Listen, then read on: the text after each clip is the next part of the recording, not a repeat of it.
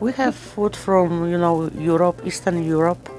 So we have lots of customers from Europe, like German, Czech, and also lots of American customers. Yeah, and they coming like 3 generations, sometimes from the family, because the kids like it our food too.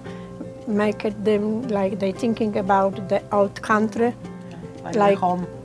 old home, old town, like Czech Republic or Poland, of course, in Germany, because we have the stuff from different countries too. I mean, the business is growing better from like 20 years ago than now. We have like more stuff. So we put more and more products for our customers. Sometimes they're asking, so we order for them. Yeah. And the customer, they know we have the legal on Wednesday, so they know it's always fresh because we want selling and we're selling always fresh because we eat the stuff too. Yeah. We are hardworking people for so many years. Yeah, it's really hardworking. It's not easy.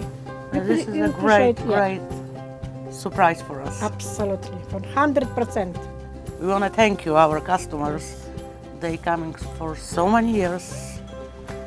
We appreciate them, and yeah, they coming sometimes the same from the first day what we open. Still coming now. So we remember And them. They really remember us. Yes. How we changed, how the stories change. So thank you.